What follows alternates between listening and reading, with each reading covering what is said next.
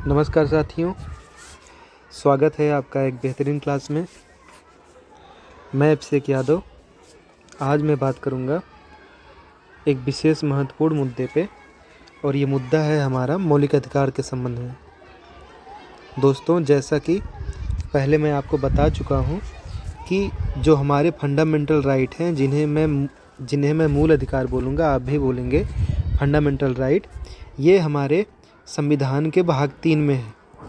और भाग 3 में अनुच्छेद 12 से लेकर अनुच्छेद 35 तक, इन सभी अनुच्छेदों में बाकायदा मूल अधिकारों का ही उल्लेख किया गया है। उसी के क्रम में आज हम अनुच्छेद संख्या 13 पर बात करेंगे। दोस्तों, अनुच्छेद संख्या 12 तो मैं आपको पीछे बता के आया हूँ। जो भी राज्य की परिभाषा होगी मूल अधिकार के संदर्भ में, वो क्या क्या, यानी राज्य कौन होंगे, राज्य की श्रेणी में कौन कौन आएंगे, तो वो तो आपको स्पष्ट ही होगा। अब हम बात करेंगे कि उससे अगला अनुच्छेद, जो अनुच्छेद 13 है, दरअसल वो क्या कहता है। तो मैं लिख के लाया हूँ, इसलिए लिख के लाया हूँ ताकि समय कम लगे। केवल मैं आपको पॉइंट वाइज चीज़ों को समझाता चलूँ। समझाने के बाद ये सारी चीज़ें आप नोट्स बना लेंगे और हमेशा के लिए आपको ये काम देंगे। और मेरा ये प्रयास रहेगा आसानी से सरल शब्दों में आपको मैं समझा दूं। अनुच्छेद संख्या 13 क्या कहता है दोस्तों, याद रखिएगा। जो भी मूल अधिकार है, पहले बता दिया गया है, जब दो व्यक्तियों के बीच अधिकार की लड़ाई होगी तब राज्य आएगा। जिस व्यक्ति का उस अमुक विषय वस्तु पे अधिकार होगा वो उसको मिल जाएगा। दिक्कत तो तब आएगी जब व्यक्ति से राज्य ही छीनने लग जाए, तब समस्या आती। तो उसी के संदर्भ में अनुच्छेद 13 क्या करता है।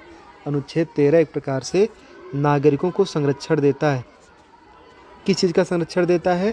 कल को अगर राज्य कोई कानून बनाता है और वो कानून या वो विधि अगर हमारे मौलिक अधिकार से टकराएगी तो फिर क्या होगा। कहीं ऐसा ना बना दे कि पता चला मौलिक अधिकार का ही हनन होने लगे। तो उसके संदर्भ में अनुच्छेद 13 आ जाता है। अब अनुच्छेद 13 क्या कहता है? कहता है कि मौलिक अधिकार से असंगत, यानी जब भी मौलिक अधिकार से मेल जोल न खाती हुई विधियां आएंगी तो वहाँ पे तुरंत अनुच्छेद 13 आ जाएगा।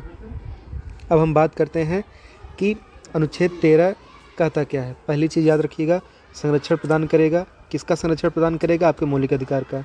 फिर ये मौलिक अधिकार को क्या बनाता है? सर्वोच्च बनाता है, सबसे ऊपर मौलिक अधिकार को रखेगा। अन्य जो अधिकार है, यानी भाग 3 का जो अधिकार है, वो साथियों कौन सा है? वो है आपका मौलिक अधिकार। और भाग 3 के अलावा जो अधिकार हैं वो आपके अन्य अधिकार है, संवैधानिक अधिकार। यानी दोनों के बीच जब भी लड़ाई होगी तो मौलिक अधिकार को सर्वोच्च बनाता है। कौन बनाता है साथियों? अनुच्छेद संख्या 13। ये मौलिक अधिकार और अन्य कानूनों के बीच के टकराव को हल करता है। न्यायिक पुनरावलोकन की शक्ति इससे मिलती है न्यायपालिका को। यानी जब भी कोई कानून बनेगा तो न्याय करने के लिए उस कानून को पुनः देखने की शक्ति न्यायपालिका को मिलती है। यानी न्यायपालिका यानी न्यायालय क्या करेगा? जो कानून सरकार मतलब राज्य बना देगी उसको न्यायपालिका का अंग यानी न्यायालय अपने स्तर से उसकी जांच परख करेगा। संवैधानिक मापदंड पे उसकी जांच परख करने के बाद यदि वो सही है तो लागू कर देगा, यदि वो गलत है तो अनुच्छेद 13 के तहत ही वो उसको गलत साबित कर देगा। अब अनुच्छेद 13 के कितने क्लाज हैं? तो याद रखिएगा साथियों, इसके 4 क्लाज हैं और चारों ही बहुत महत्वपूर्ण हैं। अनुच्छेद संख्या 13 का एक क्या कहता है कि अतीत का कानून, जो भी कानून संविधान लागू होने से पहले बन गया था, यानी जो भी विधि संविधान के लागू होने के पहले बन गई थी, उनके संदर्भ में क्या क्या प्रावधान होगा। दूसरा, अनुच्छेद संख्या 13 का 2 कहता है कि संविधान के बनने के बाद जो भी विधियां बनेंगी, अगर मूल अधिकार में उनका कोई भी हस्तक्षेप होता है तो क्या होगा। अनुच्छेद 13(3) कहता है कि जो विधि ये बनाई जा रही है संविधान के पहले, संविधान के बाद, जो भी विधियां या जो भी विधि बनेंगी वो क्या होंगी। दरअसल उन विधियों का मतलब ही क्या होगा, उन विधियों के संदर्भ में बात हम करेंगे। अनुच्छेद 13 कहता है कि जो विधि ये है बनाई गई है और जो हम संविधान संशोधन के तहत विधि बनाएंगे, अगर इन दोनों के बीच टकराव होता है तो फिर क्या होगा। तो हम शुरू करते हैं अनुच्छेद संख्या 13(1). अनुच्छेद संख्या 13(1) क्या कहता है कि संविधान के पहले की विधियां जो भी, यानी 26 जनवरी 1950 को संविधान लागू हुआ, ये आपको पता होना चाहिए।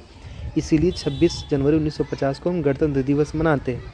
तो इनके पहले की जो भी विधियाँ मतलब अंग्रेज़ों के ज़माने की विधियाँ जो पहले से बन के चली आ रही थी, संविधान बनने के बाद जो मूल अधिकार बन गया, तो मूल अधिकार को यदि संविधान के पहले वाली विधियाँ प्रभावित करती हैं तो क्या हो जाएंगी, वो उस मात्रा में शून्य हो जाएंगी जिस मात्रा में ये मौलिक अधिकार को प्रभावित करेंगी।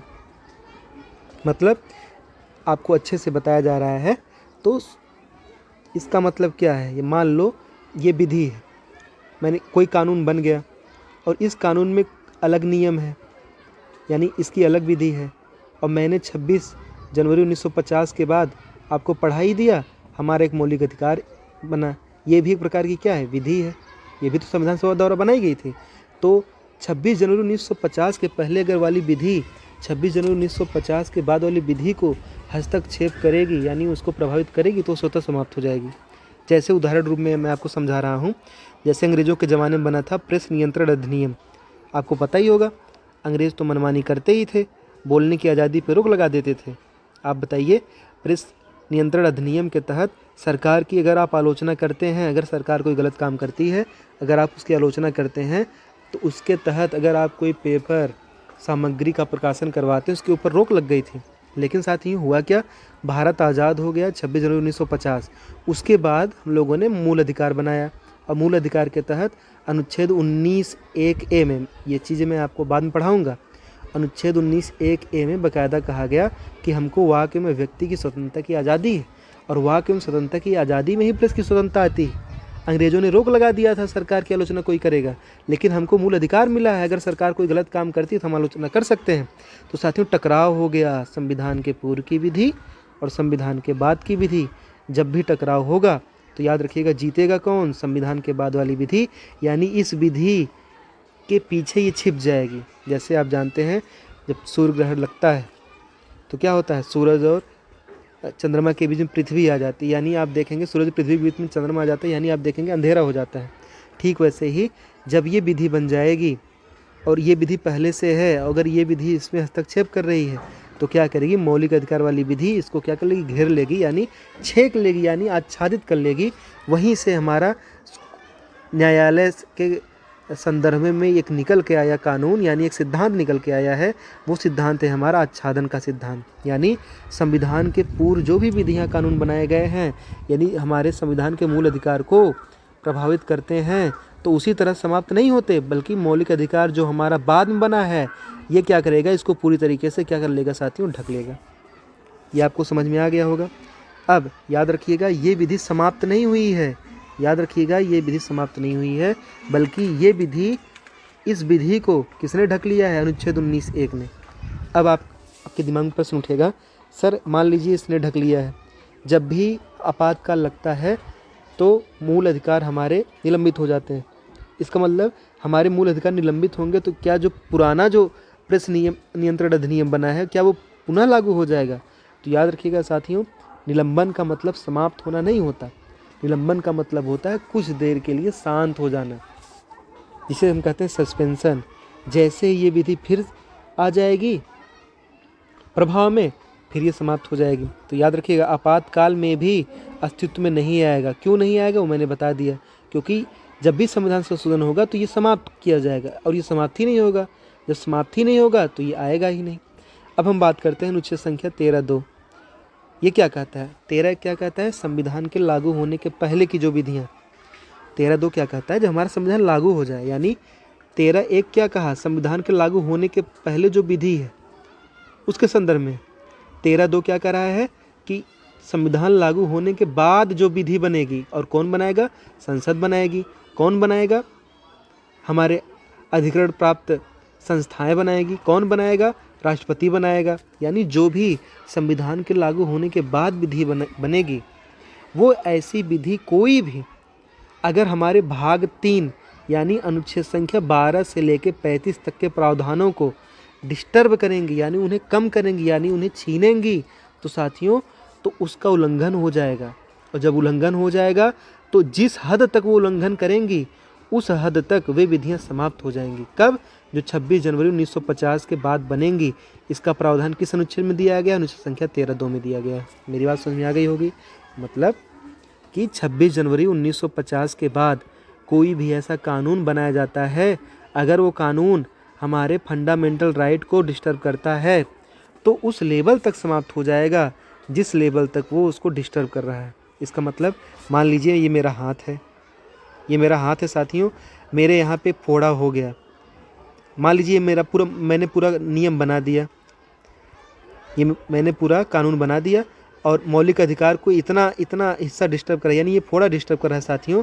तो हम क्या करेंगे आप बताइए? यानी ये फोड़ा वाला भाग जो है ये असंगत हो जाएगा, यानी ये समाप्त हो जाएगा, और बाकी जो बचा भाग है यानी फोड़े वाले को छोड़ के ये भाग क्या रहेगा? लागू रहेगा। जैसे मैं आपको बताऊं, यहीं से एक सिद्धांत निकल के आता है, पृथक्करण का सिद्धांत। ये सिद्धांत क्या कहता है कि जो हिस्सा मूल अधिकार के खिलाफ है वही समाप्त हो जाएगा, पूरा हिस्सा नहीं समाप्त होगा। यदि जो हिस्सा मूल अधिकार के खिलाफ है अगर वो पूरे हिस्से से जुड़ा है, यानी बिना उसके पूरा हिस्सा नहीं संभव है, तो पूरे हिस्सा ही समाप्त हो जाएगा। यानी जो भी कानून बनेगा वो हमारे मूल अधिकार को समाप्त यानी उसको प्रभावित नहीं करना चाहिए। जैसे ही मूल अधिकार को प्रभावित करेगा वो स्वतः ही समाप्त हो जाएगा। एक प्रकार से फंडामेंटल राइट का बुलेट प्रूफ है अनुच्छेद संख्या 13, यानी बचाता है हमारे मूल अधिकारों को। पृथक्करण का सिद्धांत दिया गया A.K. गोपालन, ये वास्तविक मामला 1950 का मामला है।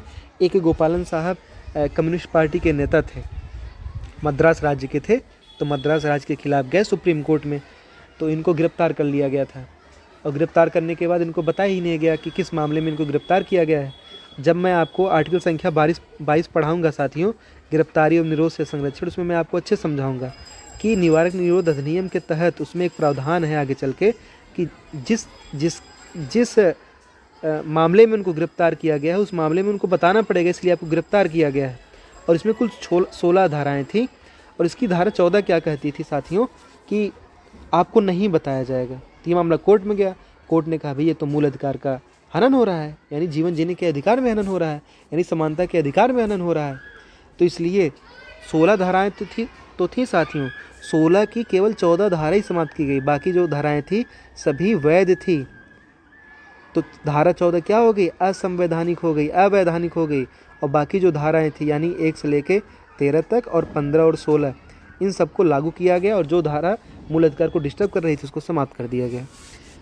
ये एक प्रकार से समझिएगा 13(2) क्या है? एक प्रकार से सर्जरी, यानी मान लो ये आदमी का शरीर है और ये एक प्रकार से नियम बना, ये आदमी का शरीर है, नियम बना साथियों, मूल अधिकार को यही डिस्टर्ब कर रहा है साथियों, तो इसी को हम काट के अलग कर देंगे, बाकी पूरे शरीर रहेगा। यही 13(2) कहता है। अब हम आते हैं 13(3). अनुच्छेद 13 का सब क्लास 3 क्या कहता है कि जो भी विधि बनी है 1950 के पहले और 1950 के बाद, इसमें कौन कौन क्या क्या शामिल होगा इन विधियों में। तो याद रखिएगा, जो भी विधियां बनाई जाएंगी जरूरी नहीं कि वो केवल कानून संसद राज्य के द्वारा बनाया गया ना, जो भी विधि बन रही है, जो भी कानून बन रहा है, केवल जरूरी नहीं कि वो संसद ही बना रहा है। वो विधि अगर अध्यादेश के द्वारा आती है, आप जानते हैं जब संसद का सत्र न चल रहा हो और कोई कानून बनाना बहुत ज़रूरी हो जाए समाज के हित में, तो अध्यादेश के तहत, ऑर्डिनेंस के तहत राष्ट्रपति अनुच्छेद 123 से क्या कर सकता है? वो कानून ला सकता है, बाद में उसको बाकायदा पास करवा जाता है। और राज्यों के विधानमंडल में यानी राज्यों में राज्यपाल ले आता है कानून। आपको पता होगा जो कानून बनाने का अधिकार है केंद्र में यानी संघ में संसद के पास है और राज्यों में विधानमंडल के पास है। चीज़ें हम आगे पढ़ेंगे। यानी संसद विधि बनाती है तो भी अनुच्छेद 13 उसको जांच पड़ताल करेगा। आदेश सरकार को भी आदेश देता है, अगर मूल अधिकार को प्रभावित करेगा वो भी अनुच्छेद 13 के अंतर्गत आ जाएगा।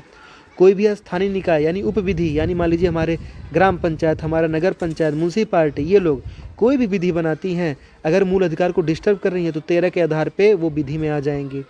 कोई भी सरकारी गजट में सूचना निकलती है और किसी के मूल अधिकार को डिस्टर्ब करने से संबंधित मामला आता है, वो भी इस विधि में आ जाएगी। यानी ये विधि अनुच्छेद 13 को नुकसान पहुँचा रही, यानी वो भी समाप्त हो जाएंगी।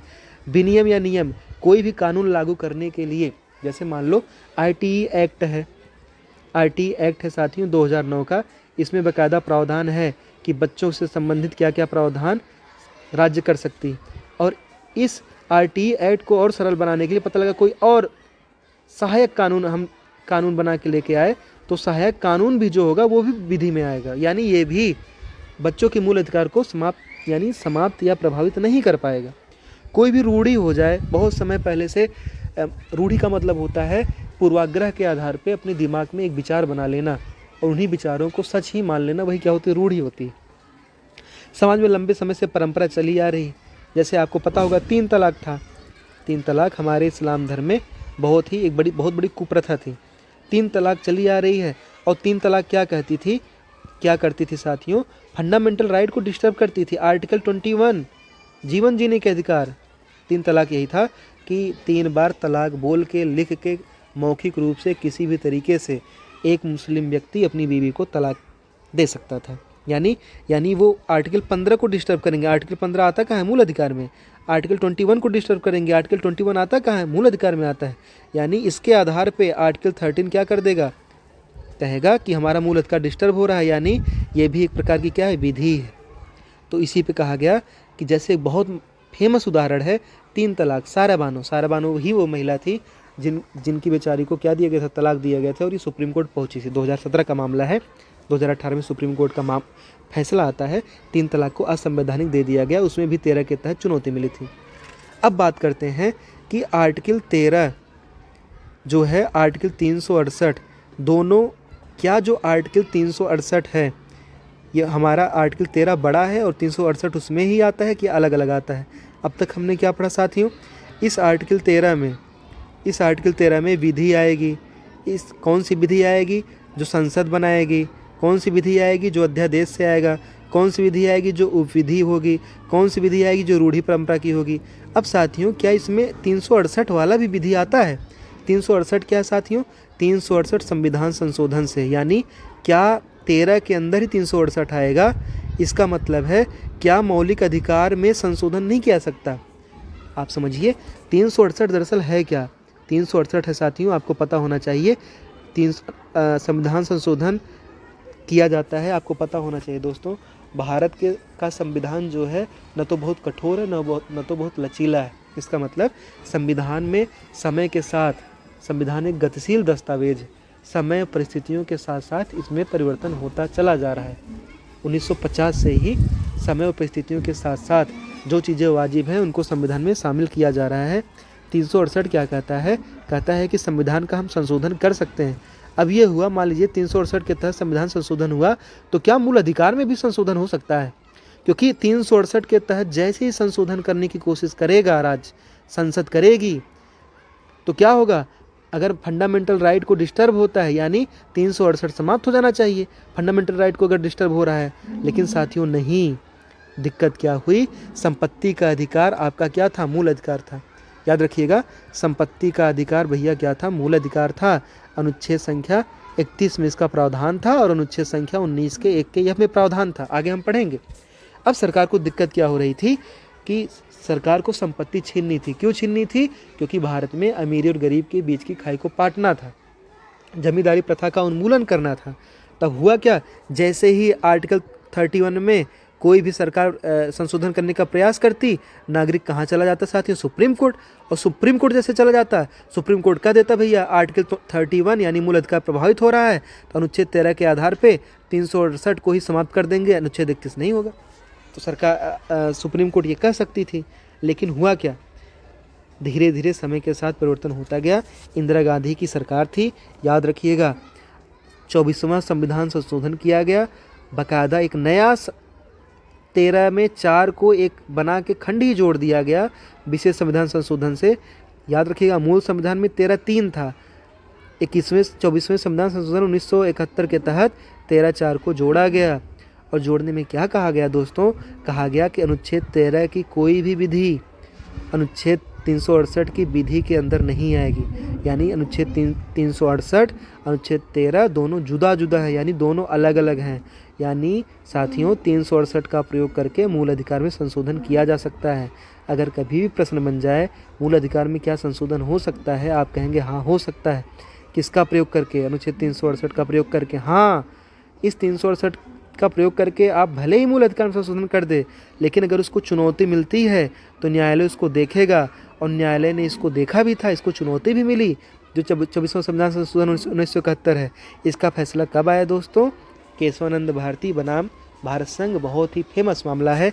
इसी के तहत आधारभूत ढांचा आया था, यानी कौन कौन सी ढांचा है बहुत ज़रूरी है हमारे संविधान में, उन ढांचाओं को नहीं बदला जा सकता, यानी उनमें संशोधन नहीं हो सकता।